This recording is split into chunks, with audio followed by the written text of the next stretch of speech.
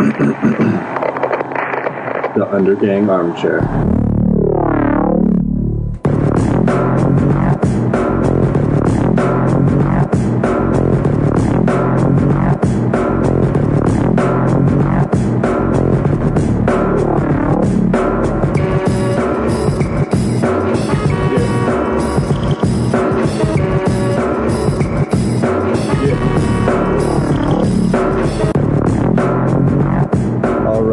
Get this show on the road. It's your friend Ando here once again for an episode of the Undergang Armchair podcast. Today is an exciting day because this is the 4th episode.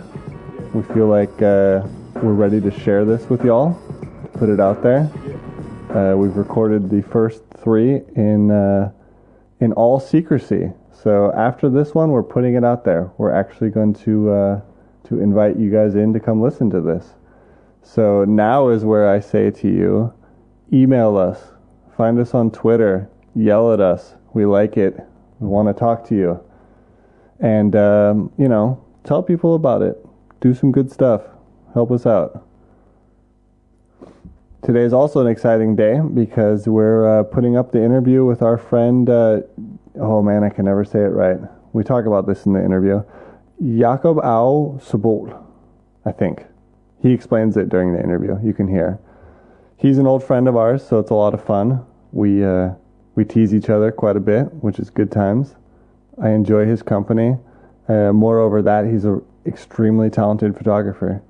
He's one of the young men working here in Denmark who are really just looking out and beyond the borders. He isn't that much of a presence here. He's known from newspapers and stuff, but he has no gallery here. He's kind of unknown here locally, but he is huge worldwide. He's got shows all over the place. He's recently become a Magnum photographer, which is also kind of a big deal. If you don't know what Magnum photography is, look that one up. And, the man works his ass off to get his works out there. And we're excited to say that we're going to go see him in Paris.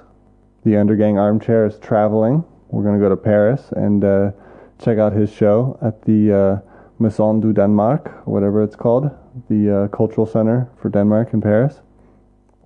And, he's going to be taking part in Photo Paris. We're going to take a look around, see what's going on, and we'll report back to you next week about how that was. In the meantime, I think we should go straight into it. Say hello to my good friend Jacob, and enjoy.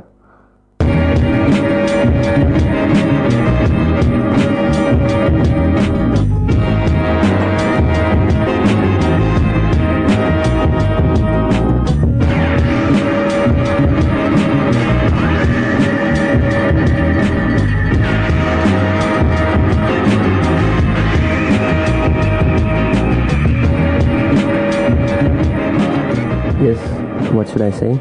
I should say that it just continues, the sun just continues to shine in Copenhagen for like 2 months in a row. Another beautiful morning here. another beautiful morning here in sunny Copenhagen. That's pretty crazy, man. All right. Jacob. Yes. What do they call you in America? Are you Jacob Aue Sobol? Well, some people call me Jakob. I think the people that know me well call me Jakob, and the rest of them call me Jacob. Aue Sobol? Yes. Aue Sobol. How does that make you feel? Like an Aue Sobol.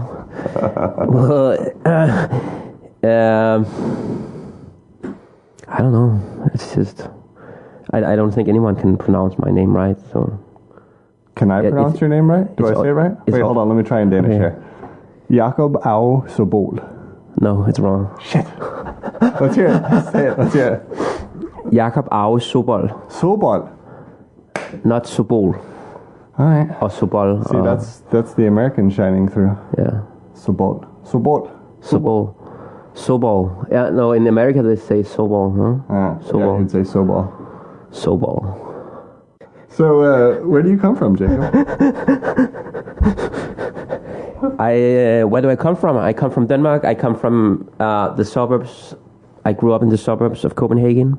Now, see, I think this is important. You come from Brøndby, right? Brøndby Beach, yeah. And people from that area are really proud of Brøndby. Yeah, that's great. Why? What's you mean the football team? Or no, just people from that area. People from that area have this like, we're from Brøndby. We're from Vestegnen. We're from, you know, the western suburbs of Copenhagen. Drengene fra Vestegnen. Exactly. Drengene fra Vestegnen. You guys are more hardcore. Oh, more hard. No, but it's true that I think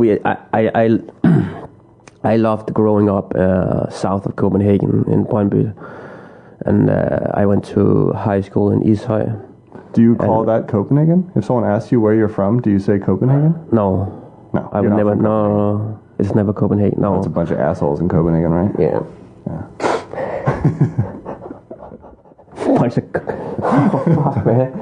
No, but when we were teenagers and stuff, it was like Copenhagen was somewhere completely else with a completely different atmosphere, different from the suburbs. And I don't know. I think we had a good sammenhold, togetherness in this area. Mm-hmm. I mean. Right, we had a lot of crew, even though it's like you felt that you were part of a crew or something. Mm-hmm. Okay, there was a lot of people painting graffiti, doing rap and listening to rap music and blah blah blah, and so part of being part of this was also, you know, being part of a crew. Right, and you were into rap music when you were a kid. Should I do some freestyle? That'd be amazing. No, I would say that I was on the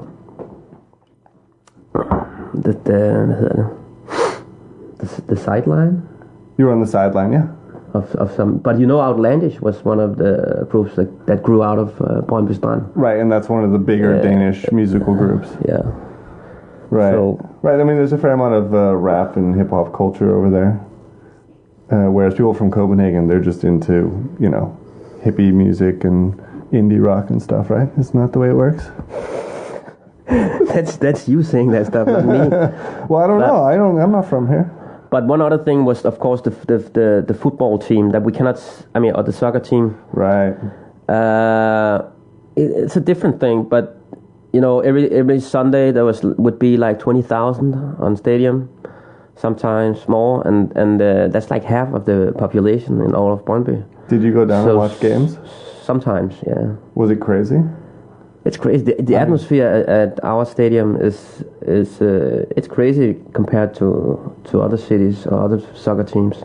Actually, I'm going there on Sunday. We are playing FCK. Uh-huh. And we're gonna kick their asses, and you know, I just want to be there for them. I want to go see a game, actually, because you guys are like the underdog team. You're the working class, rowdy, drinking, partying, troublemaking. You know, you're the Oakland Raiders compared to the SF 49ers or something like that.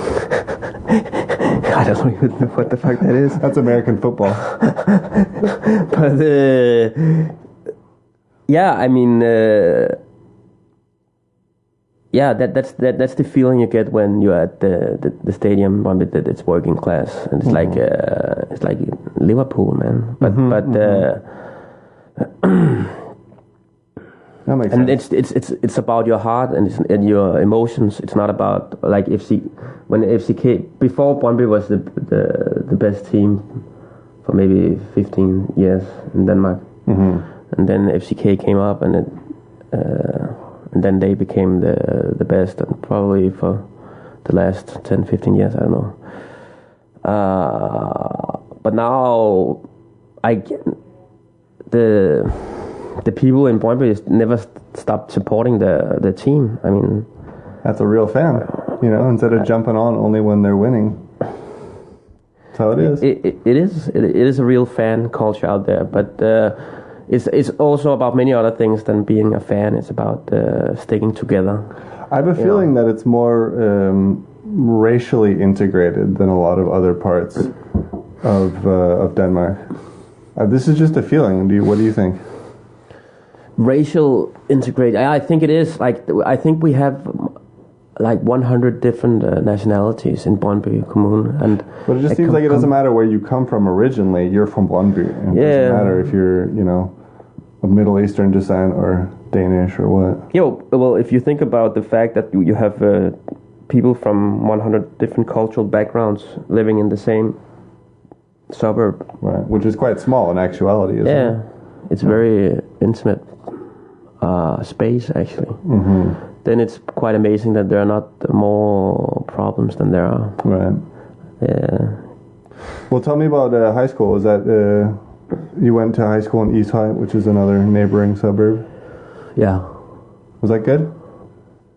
Yeah, I loved it. I mean, I started in high school in Copenhagen at Christianshavn's gymnasium. Right. Because I thought it fit well with my personality and so on, but I was mistaken. I mean, there was a lot of wannabes, hippies from the with rich parents coming down to play hippies near Christiania and stuff like this. Right. And but I don't know, I just didn't fit in. And then I had problems. I got into a fight with a teacher. What, like a physical fight or? An argument? Yeah, it started as an argument, but it almost became physical. And then, were you an angry kid or what? No, he just I just didn't put up with stuff. Right. That like he was so much into the girls in the class and the tits and stuff. And you were he was an old greasy guy, and I just told him what I thought about him. And he didn't like that at all? He didn't like it, and he put down my grades and stuff to punish me. Mm-hmm. And so I didn't put up with that, and it came into a fight, and then I decided to change back to the suburbs. Were you there for a year? Or more? Yeah, 1 year. Yeah. So I took first degree. Yeah, I took it first. It's like freshman of high school. Yeah, first year. So I did that over, and that was much better. Yeah, back with your people. I was back in my hood, back with my boys. Now, did you know you wanted to be a photographer at that point? Did you have any idea what you were doing? No. No? Not at all. I didn't know. Did you have any plan? Nothing? No. You just wanted to have a good time? Yeah, I think it was in the second year.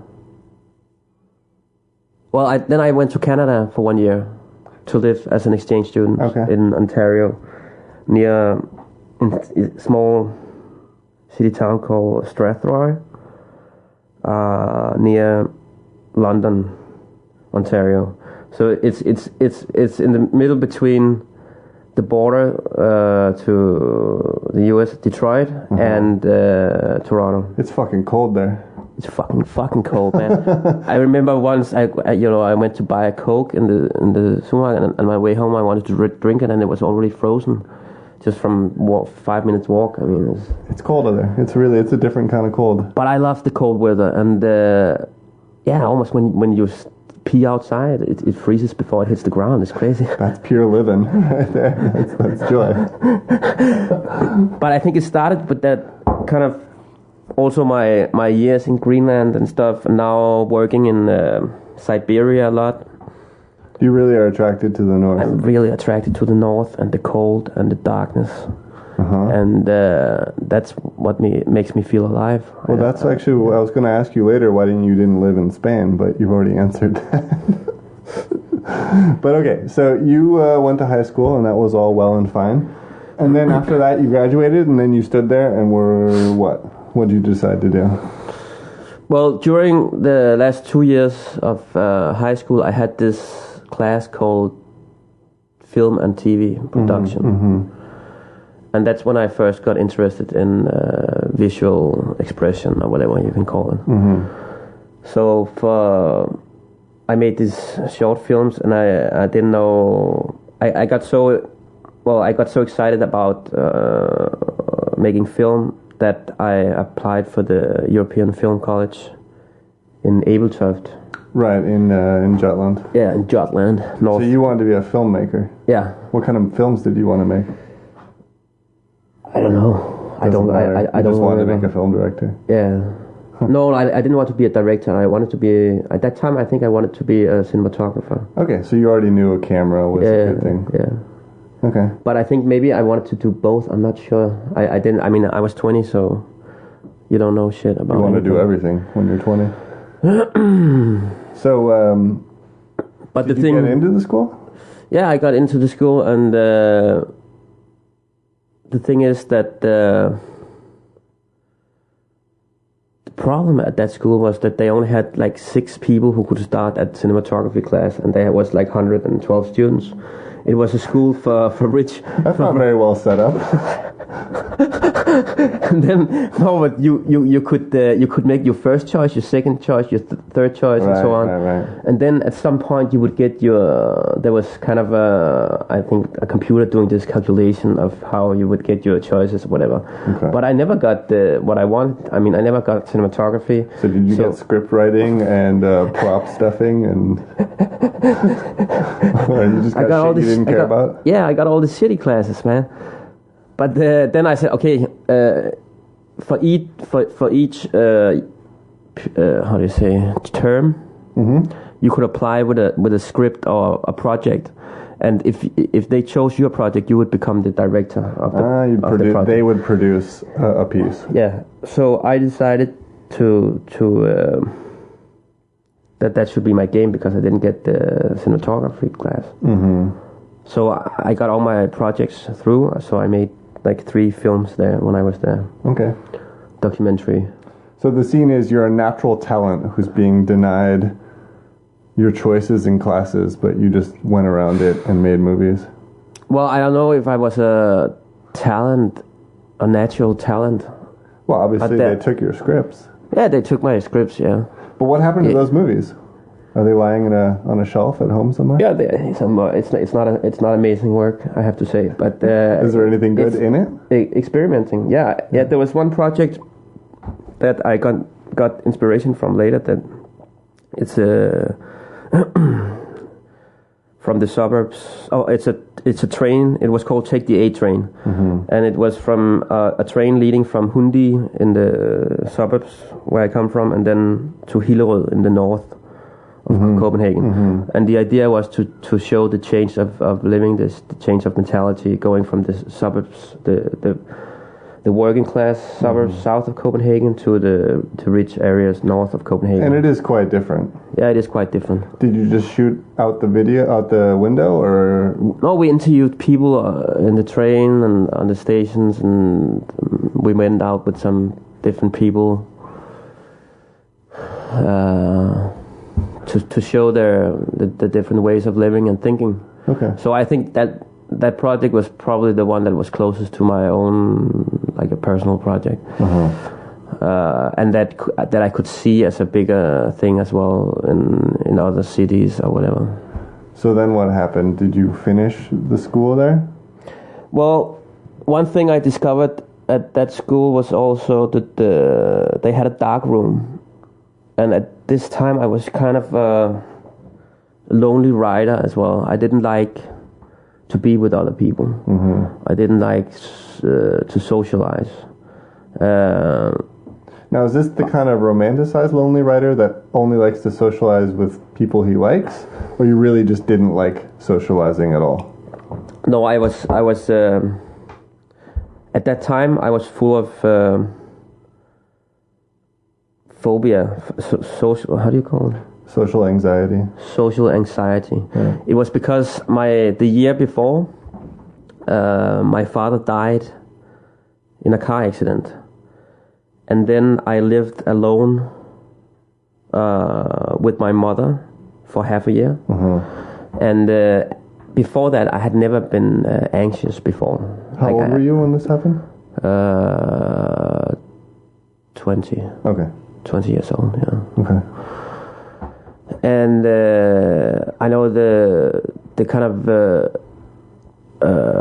reaction from my mother, because of course she had lived with my father for her whole life, and losing him was was crazy, of course. But she had this terrible anxiety attacks. Well, that's what anxiety does. It spreads to people around you. Yeah. So I think what happened, I spent this half year also like finishing my high school. I had to take all the exams, and at the same time trying to get my mother back on her feet. And I didn't. So when I finally moved away, my twin brother came back from Guatemala, and that was kind of a crazy relief for me. Because you were alone with your mother. Yeah. Right. And so it was like he could kind of take over because I went to the film college. Right. But then I found out as soon as I got to the film college that I was I was full of anxiety, and it came up every time I had to talk, or every time I had to basically be around other people. Do you think it's because you never had a chance to deal with it yourself? I mean, I know of a similar situation. A friend of mine in California, his father died when he was young, and he was alone with his mother, and he I don't want to say he had to be the man, but he felt he had a certain sense of responsibility over the situation, and I think it took longer for him to give himself a chance to deal with the feelings and the anxiety and the overwhelmingness of it. Yeah, I think it's. I don't know if we didn't know much about it at that time, but I didn't see any psychologist during that half year. It was not before I went to the film college, and I totally broke. Things started falling apart for me, and I started seeing someone who I could talk with about it. Right. But before that, no one, and I think today that's crazy. Like, there was no help. I mean, in the sense that today, if something like this happens to you, you would get this. Right. Well, nowadays there's a crisis psychologist and whatever will be there right away. Right. But it didn't happen. Right. No one ever asked me. That was the 90s when everyone thought, well, you just cry it out and you'll be fine. Or not even that. You drink it out, I guess. Yeah. So did you finish that school though? Yeah, I was it a 2-year program or what? No, just 1 year. Oh, okay. And things like after 4 months, things started getting better for me. In terms of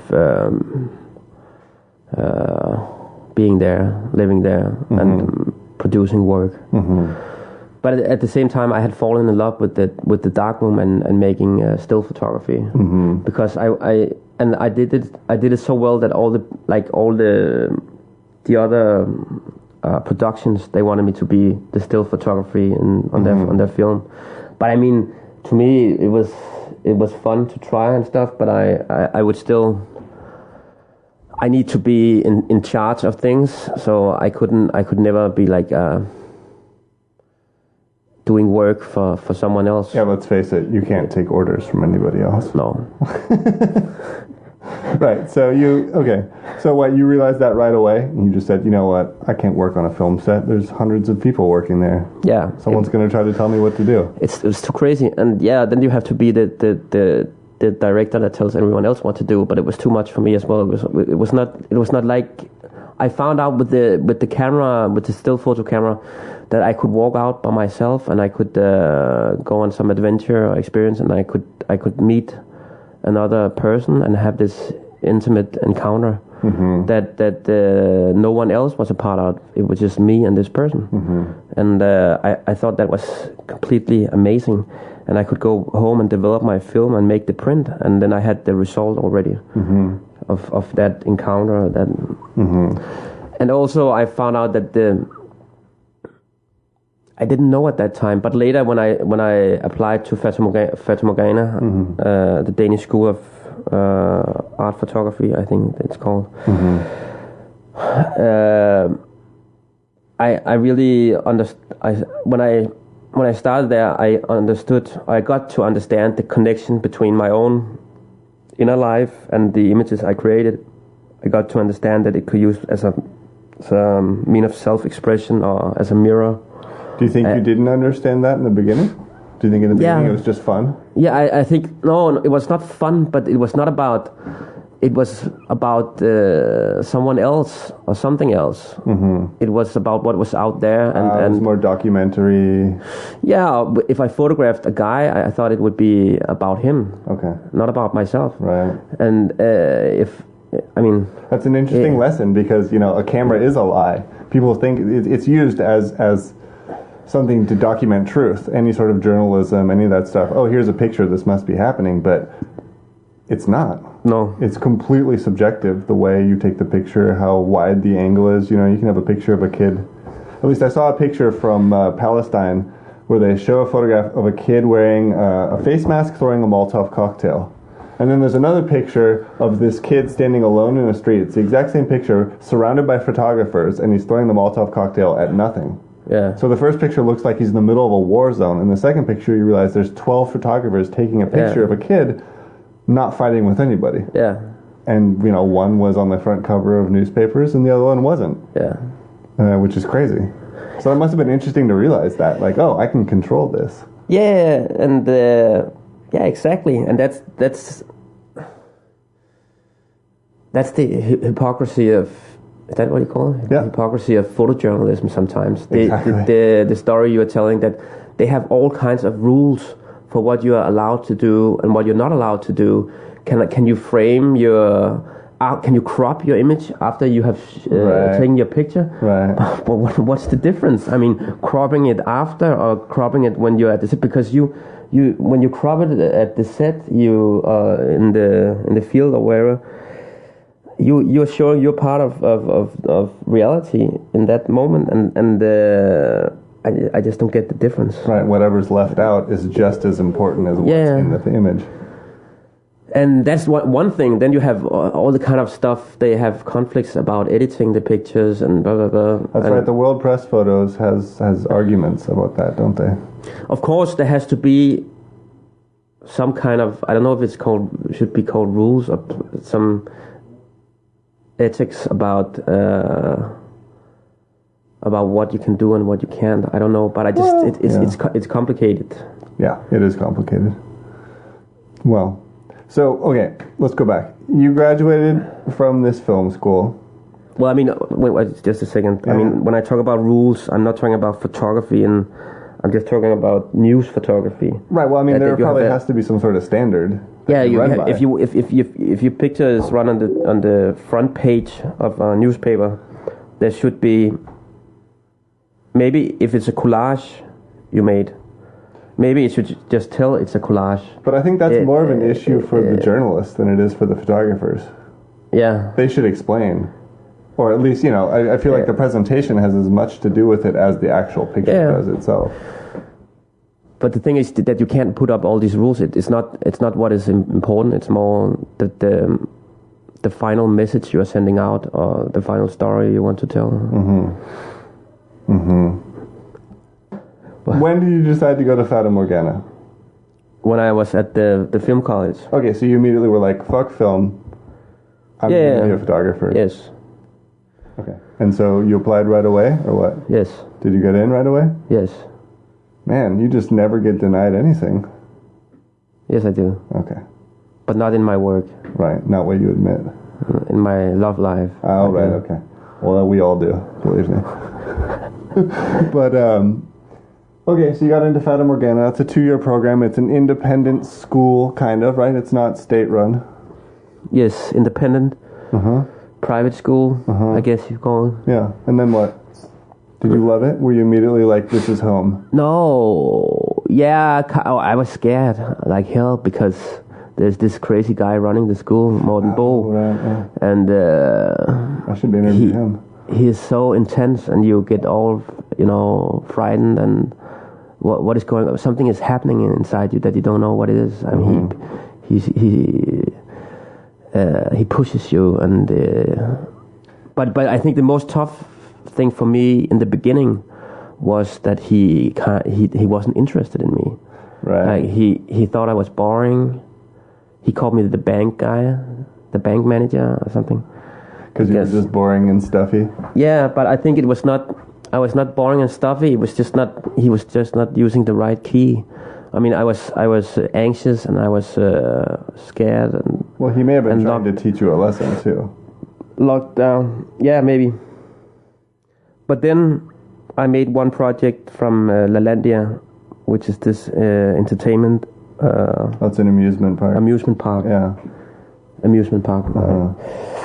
And he was completely blown away by it. So all of a sudden you were in the club. And then he got really excited about my work, and then it made me really excited as well. I think at that time when you were beginning of your 20s, when someone else that has so much knowledge and respect as Morten Bo, it's amazing how much confidence he can stuff in your head. Right. I still now, 15 years after, I can still hear him, you know. Do you think it was kind of game-changing for you? Is that where you decided, I can do this? Yes. Thanks, Morten Bo.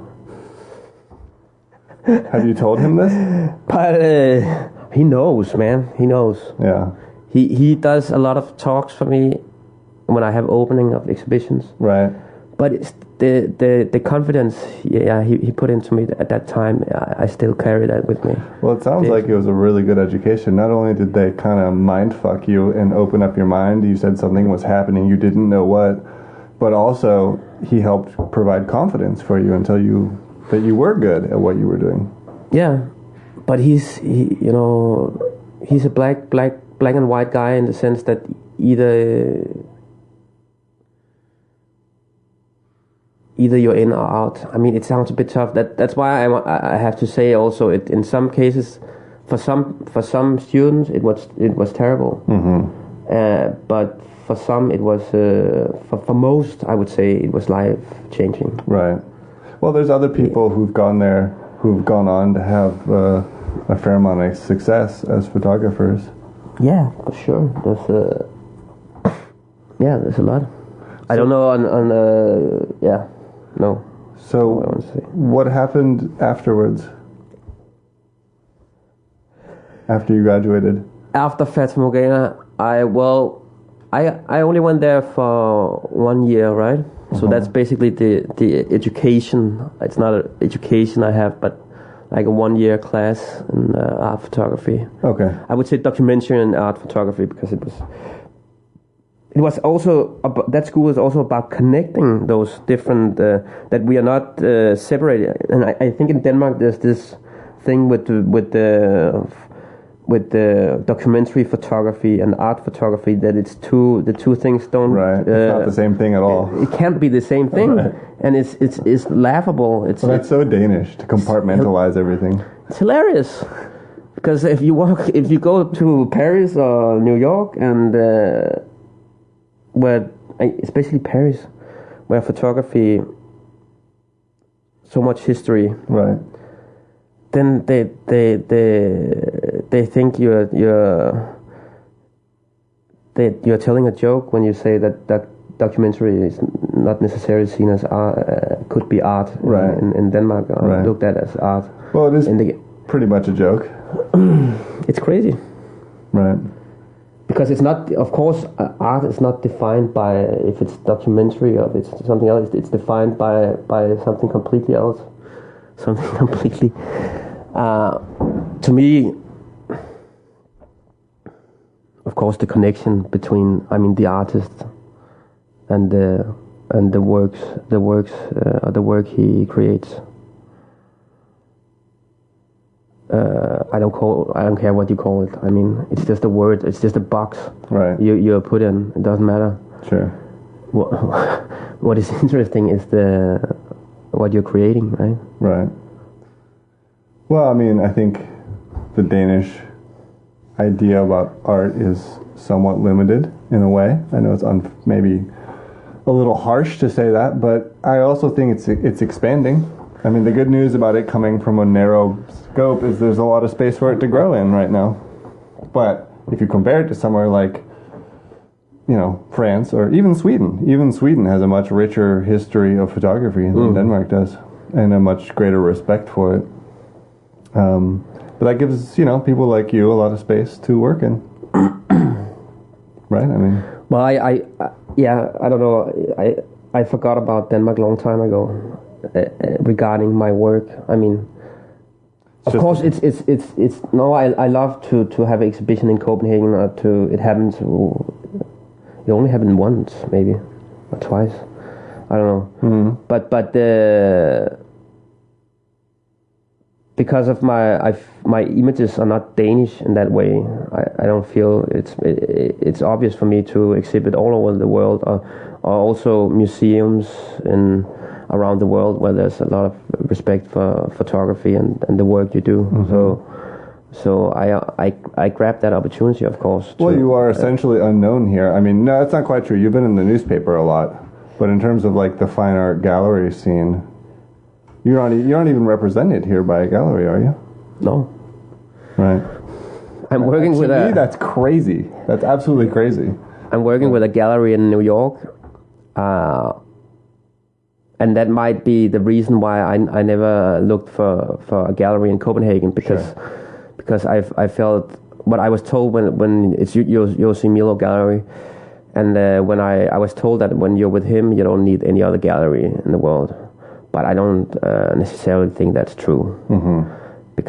But it's a big gallery. It's a well-known gallery. It's a big gallery, but I think his opportunities of selling in Denmark, for example, is not that obvious. He probably doesn't care about Denmark either. No. But so maybe I should find a gallery here. I don't know. I mean, you got enough work to do anyways, it seems like.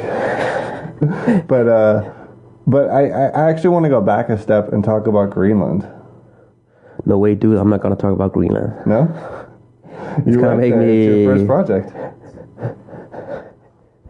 Yeah, but if we start talking about Greenland, it's gonna take forever. But you control it, of course. You say stop. Well, I mean, we've got plenty of time. I'm just interested in it because this is kind of like, okay, at school that was your real beginning and you got pumped full of confidence. But Greenland is when you stepped out on your own, alone, and you decided to do it. Yeah, I made this contract with Morten Bo from Fata Morgana because he didn't believe that I would go to Greenland by myself. So it was half fun, half serious, and half seriousness. That he made this contract with me. If we applied for a grant for me to go there, and then he made me sign that if I got the money, I had to go because he didn't believe I would go, even though I got the grant. He still thought I was a pussy, yeah? A bum. a bum. So you got. But I've surprised him several times. I think in that sense, I'm stronger than he thinks. Maybe. That's good. But anyway, yeah, I decided to go to Greenland, and the thing was, well, I got money from the Danish Cultural Ministry, some grant, and I went there completely on my own without doing much research. You just showed up with a pair of boots and a coat and said, okay, here we go. Yeah, exactly. Close to, actually. I mean, my father had traveled in Greenland before, and he had given me this book made by a Greenlandic artist, a painter, and how do you say drawing? Someone who draws. Illustrator. Yeah. Who wrote poems as well, and he connected these illustrations with the poems, and it was so, to me, it was very beautiful, intimate, and about daily life in a small settlement on the east coast of Greenland. What was the name of the artist in the? Dansk, hvad hedder det? Grønlandske Dagbogsbladet. Greenlandish diary magazine, or? I have it here somewhere. Is it different artists, or is it one? Thomas, he's called Thomas Frederiksen, I think he's called. Okay. All right, so this was important to you. Yeah, because it was telling about this clash between cultures, between a traditional way of living in Greenland and a more modern, or all the modern things that were coming from Denmark, and what their influence was in this small society. Both with the like physical things, but also mentally with the mentality of like rituals and norms and values in the society,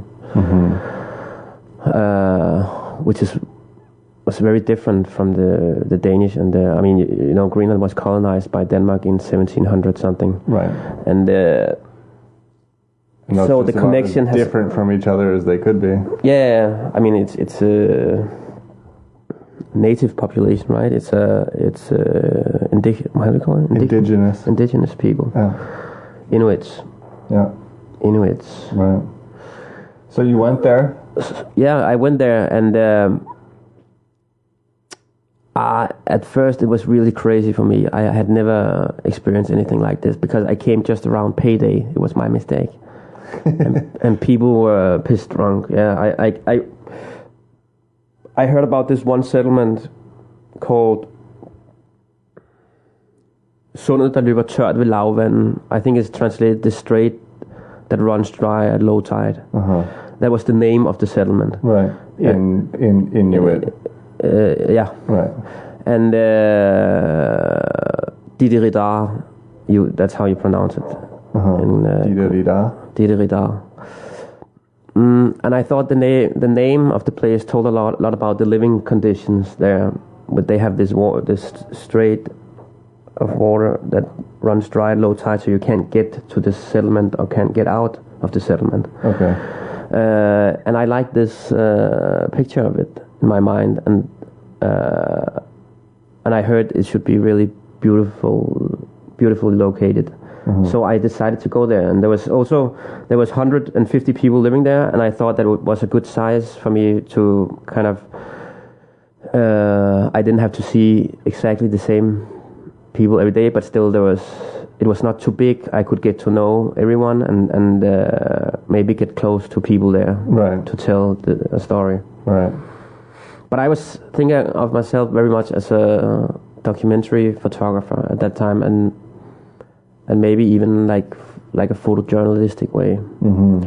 That the way I photographed was still very. It's because I come from a family with a lot of journalists and photojournalists. That's right. Your mother's a photojournalist, and my father was a journalist. My brother is a journalist. Right. So I very much grew up with that. And I thought that the only education you can get in Denmark within photography, the real, is the Danish School of Photojournalism, which is a 4-year education. So I actually got into that school as well. But after I went to Greenland once, I decided not to start because it changed my life or my view on my pictures completely. How long were you there for? 2.5 years. The first time? No, 1 month. Okay, so you went for 1 month. You went back to Denmark with a bunch of film. Actually, yeah, with a bunch of film. But I was very disappointed with my pictures from the first trip because I had experienced something in the society or the place that had many more meanings or layers than my pictures were showing. I think I had very much photographed the kind of the outcast of the settlement, like people. I think that's always in the beginning when you come to a new place, a new location. It's almost always the outcast that they want to get in contact with you, because the drunks. Yeah, they are the people who need someone, especially in these very isolated places, right? Where the rest of the settlements, they stopped communicating with them, or they don't care about them, or whatever. So they wanted your attention. They wanted my attention. So many of my pictures were kind of this cliche of a settlement in Greenland destroyed by modernism or whatever. Modern living. Yeah. I mean, this is modern with alcohol, living. right? Yeah. A lot of abuse, a lot of alcohol. Right. a lot of violence. Well, I think it's really courageous of you. I mean, to me, this is kind of like a point in which you made a decision to say, you know what, this isn't good enough. And then you went back, right? Yeah, I went back. Because I think most people would be like, okay, well, I'm not really happy about this, but I'm going to try to make some sort of magic here and make it into something that works. But you just said fuck it and threw it all out, right? I mean... Yeah, there was like... I didn't know my equipment that well, so I had overexposed my... You still don't. No, Sorry. The thing is that I used it was very dark. I didn't know at that time how dark it would be in Greenland. That's because I was there first time during early winter. Right. It's dark almost all the time. I mean, yeah, almost 24 hours a day, right? It depends how north you go, of course, but this place I lived in for like 1.5 months, you didn't see the sun rise. There would be some light for a few hours, and then it would start to disappear again. But the sun wouldn't rise in the horizon. Makes it hard for photography without a flash. Well, I think that's how it started for me with the flash and black and white, working with black and white and flash photography. Because before that I had only used it in my color pictures. Okay. Which I did in the amusement park. I used color with flash, but I had never heard about black and white and flash actually, and so it was a bit a coincidence that. Well, I had a flash with me, but I always thought I was going to use it for like a fill-in flash, a put flash, something that you shouldn't notice. Looks natural. It looks natural, and you shouldn't notice. But there was so little light in the people's houses, and I wanted to show how they live and so on, and I just started using the flashes. Right. But then the problem was that I pushed my film at the same time, like to 1600 or 3200, and I didn't know that it was going to be completely overexposed with the flash. With the flash, right. So that's a good lesson, to go somewhere for a month and photograph a bunch and then come back and realize you blew all of like 100 films or something. Yeah, well, that's the way totally, you learn. completely fucked. Right. But Did what happened? Yell at you when you got back? Oh, I don't know. I was crying, man. But no, actually with him I found like 4 or 5 pictures where it kind of worked with this overexposed flash. Yeah. So instead of going against it, we went with it. That I had made a mistake, like technically, and maybe also what I had photographed or what I had been able to photograph and so on. So there was no real connection to the place or to the people. But we decided to choose 3 or 4 pictures that had something special about it visually, a language that I could build on. And so I went with these few pictures back, and then everything changed because I fell in love. You went back to Greenland and you met a woman. I met Sabine, and like anything else since in my life has been about this love relationships that changes my location in the world. Right. Like where I live, it's always I fall in love, and then I do everything I can, of course, to be with that person, even though I have to live far away from home or whatever. I mean, it because of course I try to create my new home with my girlfriend in that place. So you stayed in Greenland for 2.5 years, right? Yeah. With Sabine. But we also lived in Denmark in some periods. Okay. But shorter periods because it didn't work well. She got crazily homesick. She was used to taking care of her mother, who was always drunk and always let her down. But she felt so responsible about her that she would always want to go back to take care of her. Well, I'm sure you understood that. You also took care of your mother for a period. Yeah. But this was very, in a quite abusive way, I think. Right. But the thing is that when I met Sabine and fell in love, I didn't photograph for 4 months. I put away my camera. I put away the project. I put away everything because it didn't make any sense. And for the first time, I felt like I could breathe. I remember that I was free of all my... because I'm a very ambitious guy in that sense, that I wanted to create amazing documentary work from this settlement. And I think when I fell in love, I understood that the pictures I had nothing to do about. They were too far away from these people. Right, that you weren't accurately representing anything. Yeah. So you had to fall in love first in order to understand what the hell you were doing. Apparently. That makes sense. It wasn't a plan, but it just happened. And after the 4 months, I remember exactly what happened when I started photographing again. Because my Canon, I used to have this Canon ES equipment, and it had broken on some dog sledge trip. Mm-hmm. Dog sled. Not sled. It's spelled sledge, but dog sled. Mm-hmm. On this dog sled trip, it broke, and I only had this small Ricoh camera. It's essentially just an automatic camera, right? Yeah, small pocket snapshot camera. Yeah. And it was this day that Sabine's sister had a child that was going to be baptized, and we were going to the church, and Sabine was dancing around on the tables in the house, and she was pulling up her dress all the time, and it was this polka dotted dress, the tights with torn tights. Yeah. And I remember this was the first time I really felt like just taking a picture, and I grabbed my small Ricoh camera and photographed it. And so I kind of got to understand that I didn't have to feel as a photographer to photograph when I was living in that settlement, but I just had to be myself, and I had to be Sabine's boyfriend, and I was trained to be a hunter as well by her family, right? Fisherman and hunter.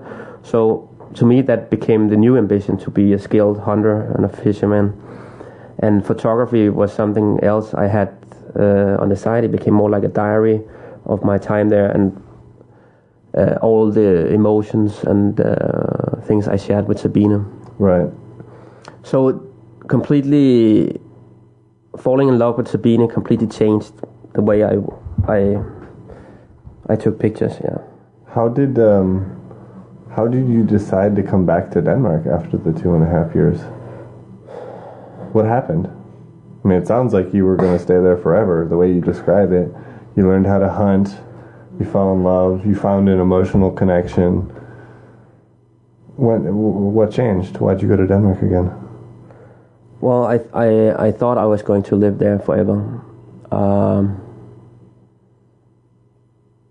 It's a complicated story, but maybe you can guess what I mean. In a small settlement like this, 150 people,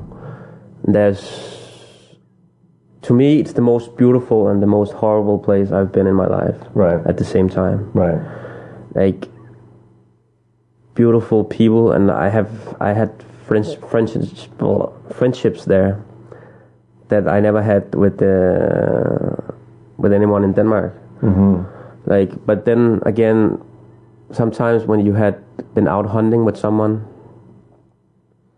and you came back to the settlement, and you thought you had the most beautiful day in your life, and you caught a seal or some fish and so on, then this guy or your friend you went hunting with, maybe he would get pissed drunk and get really abusive or violent, or there's a lot of like a lot of suicides. Like the last year I was there was 3 of my friends who committed suicide within 2 weeks. Wow. And it just got to a point, but this is like part of the life there, part of society, and that is so difficult to handle because nothing is really done about it. Right, and you're on the edge of the world, I guess. So of course. And then our love relationship was sometimes as complicated as this, in the sense that Sabine grew up a place where this was part of daily life. I mean, the violence, she wasn't the abuse. An outsider. No, and to me, I think many of the problems we had in our relationship was linked to our different backgrounds, of course. Right. And how we could, I don't know. It just became too. It sounds like. I think it was both me and Sabine giving up. I mean, it was not like I left her or she left me. It fell apart. It fell apart. And then it was time to go. Too many problems. Yeah. Well, I could have stayed, but then it wouldn't have been with Sabine. I mean, right. But it didn't make sense for me to stay there because the reason I was there for this long was because of my love to her. When you came back, was it only then that you realized you wanted to make a book? Yes, I had no idea what I was going to use the pictures for, but I mean, even when I came back home, I thought I was going. When I started editing the work, I thought I was going to do a book about daily life in the settlement.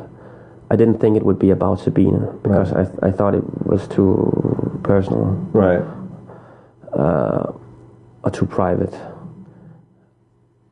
But then, when I was editing, and this was a long process for me, for maybe half a year, of looking at. I think for me it was a way to stay with Sabine and Greenland as well. I isolated myself in my apartment and just looked through the contact sheets again and again, and trying to figure out what had happened, and just to keep on looking at Sabine as well.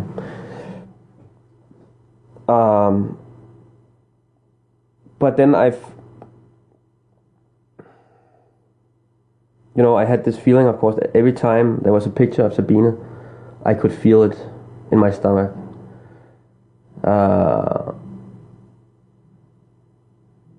And it was different. Like, some pictures would make me laugh, and some would make me cry, and some were painful, and some were they were all emotional somehow, or they made me feel very emotional. And I started choosing images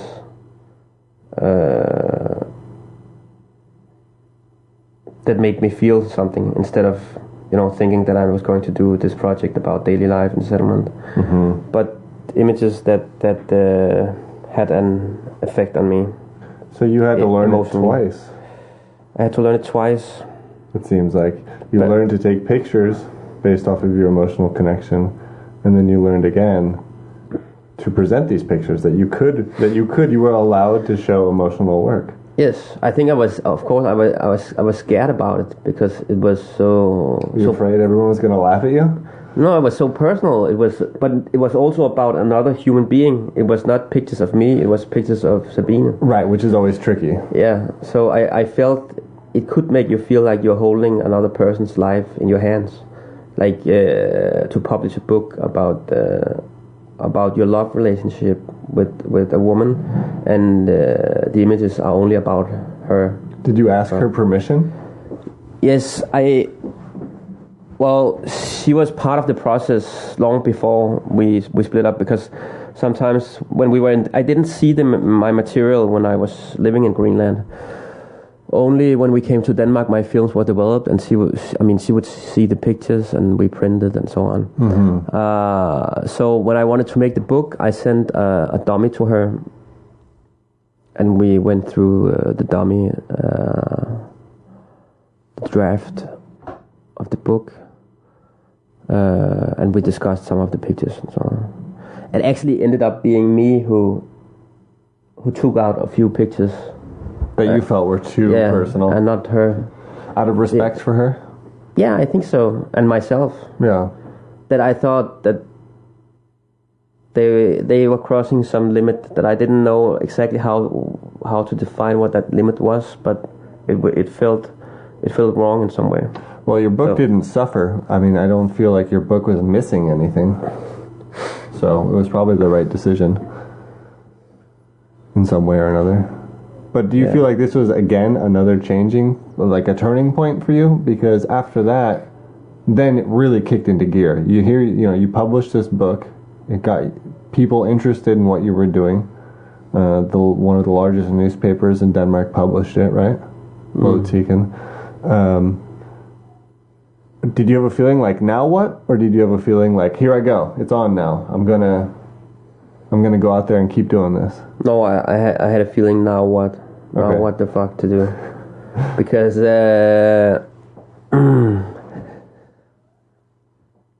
emotionally I was still I don't know if I had like working with that book. It took me from I came home to it was published. It was 1.5 years. Right. And it took up everything in me. I was. Did you have I didn't a job care. meantime? I had like just daily work at the cleaning stuff and Tivoli and how do you say, day worker? Just menial labor. Yeah. Just to pay for life. Just to pay the rent. Oh, and the food and stuff. And then in the meantime, you just worked on your book. Yeah. Uh-huh. And I think it was just very I don't know, tough period because of this isolation, and I didn't like. I hated being in Denmark. I wanted to be in Greenland, but at the same time, I had kind of forced myself not to go because I knew it would end in a not good way. Mm-hmm. That's the feeling I had. Well, Greenland had become Sabina too, right? Yeah. I mean, going to Greenland would be going to Sabina. Of course. And so I didn't care about other people here in Denmark. I didn't care about anything else than making this book. Right. So that's kind of, it was so difficult afterwards to break out of that isolation and to start being interested in other people, and also I got used to this connection with between, like, that I was photographing someone that I was in love with, or someone I loved so much, that the book was a tribute to her and our life, that I felt when I tried to take a picture of someone else, it didn't make sense. Why would I photograph anyone else than the woman I loved? Right. So it was really difficult for me to find out how to break out of that. How did you break out of it? It was my twin brother who broke me out of it. Did he slap you out of it, or did he talk you out of it, or what? No. I think I needed to do something, and he was going to do this film in Guatemala, a documentary film. And he was missing a cinematographer. And he asked me if I wanted to go, because in some way he just knew that I also had to get out and to do something new. Mm-hmm. And it worked. It worked, like, in the sense that I got excited about this place in Guatemala, and after making the film, I returned by myself. I studied Spanish in a school in the mountains there, and I started living with a native family. Uh-huh. They had eight kids. Uh-huh. I think it was still, for me, they were even more poor than the families in Greenland. Mm-hmm. I lived with them for 1 month, and I returned later to live with them one month more. And I visited them a third time, where I didn't photograph, but I was just being there with them. Mm-hmm. It's a pretty short period of time. Yeah. And of course it was nothing as close as in Greenland, because it was not about a love relationship, and that's it. But I got pretty close with the kids, and but at this time I was still not identifying myself as being a photographer in the. I mean, I don't know what I was doing, but I still spent a lot of time working with them on their piece of land and stuff like this. Like, I was not working in a professional way. You were planting vegetables and... yeah, beans. Right. And well, I'm seeing, you hunted seal in Greenland, you planted beans in Guatemala, and then you went to Tokyo. Oh fuck! It's pretty wild. So what? Okay, yeah. So let's keep this going then. So after Guatemala, you went straight to Tokyo. How'd that happen? Because I fell in love. You hate Denmark, don't you? You just want to get the hell out of here. I'm actually trying to get the fuck out of here, but I can't. Yeah. No, it's not Keeps true. pulling you back. I'm not trying to escape from things here. I like being in Denmark. No, I know. You just like traveling and seeing stuff and doing crazy things. Yes. Okay, so you fell in love again. Again, it sounds like I fall in love all the time, but not really. We're only on 2 right now. This is number 2. We it's like 4 years after Sabine, so it's kind of a new. It's a new adventure. A new relationship. The difference with me is just that I happen to photograph my life, no? Right. In the sense that I photograph the places and the people where I live. And you meet people that way. Yes. So, but I think in Tokyo, my Japanese girlfriend, I met in the U.S. in Iowa, because I had an exhibition there. Iowa. In Greenland. At Greenland College. And she was a student there. Were you showing Sabine pictures? Yeah, together with it was a exhibition with the 30 Danish photo artists. Okay. A group show. Okay. And she was working in the gallery of the college where the show was. And so you said, I like you. I'm going to move to Japan. Yeah, kind of. Yeah. That's good. I like this. Yeah. It's a good way to do it. Well, yeah, she was going back to Japan to work. And so the way that we could be together was if I moved to Tokyo. And so I did. And that was the only way to do it. And so you lived there for 2 years, right? 2 years. Right. And you photographed again. I photographed again, but not my girlfriend this time so much. But I photographed the city and the people who live in Tokyo. But I think it was still like a love project for, like in the sense that I wanted to get to know the city or the place where my girlfriend had grown up, and to know more about her, and that was a way to do it as well. And when you were there, wasn't it about the time your career started really taking off? I mean, because that's when you called me. I met you because you called me from Tokyo. Really? Because you had an exhibition in New York at Yoshimilo. Okay. And you needed help printing photos. Yes, that's right. So, I mean, how did you meet Yoshimilo? How did that happen? He wrote me an email. So he had seen my show at the Museum of Contemporary Art in Shanghai. Okay. I was in a group show called, I don't remember what it was called. How did that happen?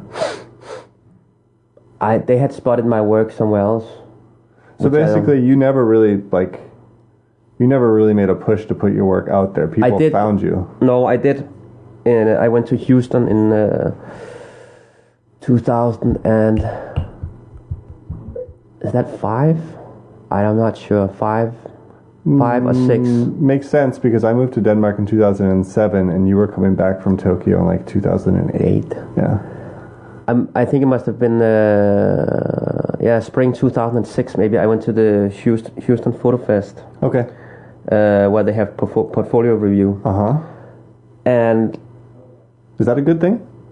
Yeah, it's amazing if you have if you have strong work to show, and that's always the question, isn't it? if you have strong work to show, it doesn't really matter where. Right. Well, I mean, they invited me. I got invited to go, and they, of course, for money, they want your money, but you never know. A lot of people want your money, so you don't know if it's actually a good thing or not. No, I think it's good because it's a way to get through to some curators and publishers.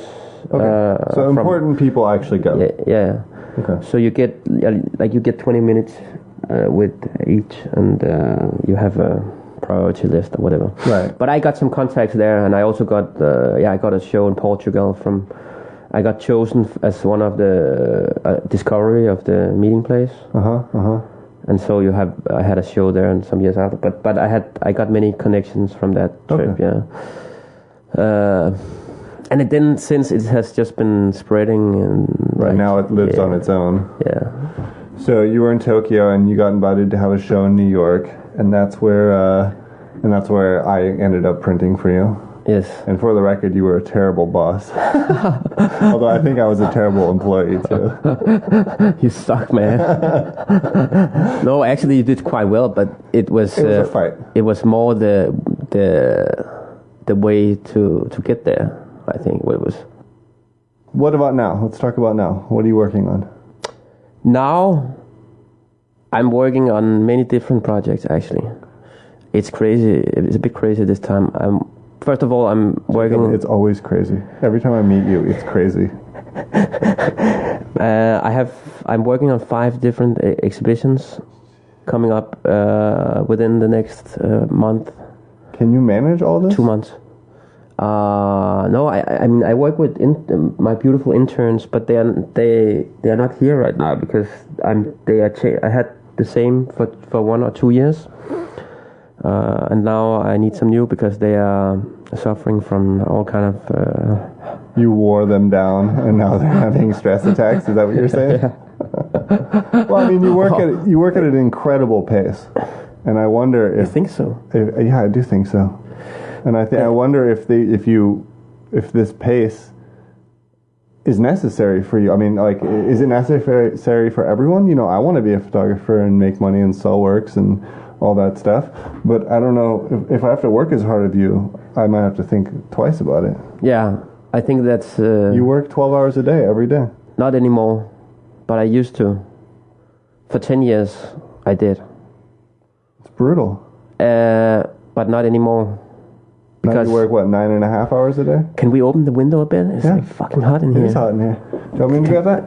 Maybe. No, because now my I try to spend more time with family and friends and stuff. Doing other things as well. That I feel the need of that now. But you're motivated. There's no doubt about that. Oh, no, I mean, you're working on 5 exhibitions. You're probably working on 3 different photo projects right now, right? Yeah. And now you're scratching your arm off with a screwdriver. It's itchy, man. But there's always a lot of work I do. I mean, so I have come to the point where I have to say no to stuff. Right. Because I don't have time. Well, you obviously love what you're doing. Yes. It's no, I love but sometimes I don't take pictures for half a year. But that's also you were working on the editing process. Yeah, the editing exhibition and all that stuff. But right. Also I have I can't. To me, it's so exhausting to take pictures and to have these encounters with people as well. Even though I enjoy it so much, it's also very exhausting. So well, you're full immersion. I mean, you do it 100% when you're doing it. Oh yes, 100% pure energy. To me, it's also about the energy. That's also why I listen to rap, hip hop music a lot. Like I love the energy of hip hop and taking pictures, seeing new pictures. There's nothing like seeing new photographs you have made, and the energy in producing new work. I concur. I love that feeling, and so yeah, to me, like. It has a lot to do with the energy. Mm-hmm. Do you have anything you want to hype? Where can people find you? What? Where can people find you? What's coming up? Where are your shows? I'm in motherfucking Copenhagen, in the streets. No, hype. Well, hype. There's a show. I have 2 shows in Poland, and then one in Athens and one in Beijing, and then Paris Photo in November. It's gonna be big with my exhibition there at the Le Maison du Danemark. Oh man, we didn't even talk about the fact that you're a Magnum photographer now. It doesn't matter. Jesus Christ. Okay, well everybody, he's a Magnum photographer, and that happened. Right? I mean, that's kind of a thing. It's wonderful, but it doesn't really change anything about my person. I got you. All right, well, we can wrap this up. Everyone can follow you at your website, which is www.auesobol.dk. Are you going to spell it? Aue Sobol is spelled AUESOBOL.dk. That's right. And that about does it. All right. Thanks, buddy. You're welcome. All right, that's my friend Jacob. Cool guy, interesting guy, brilliant photographer. Find him. You can find him on his website. There'll be links to that, of course, in the show notes. That one went on a little long, but that's also because I cannot stop making fun of that guy. Try as I might, I just can't stop teasing him, and apparently he can't stop teasing me either, so we have it good. Life is good. Thanks for listening again. Feel free to tell somebody about it. We're spreading. We're trying to get out there. You can find us at undergang.net. You can find us on Twitter at the Undergang. And please help us spread the word. This episode was produced by Undergang Unlimited. Intro and outro music, once again, beautifully provided by Heavy Links, British hip-hop group. Check them out. And thanks to them. And interstitial music provided by Black Ant. There will also be a link in the show notes to that. So thanks again for listening, guys. Let's keep this thing going. And remember, it's hard to be good.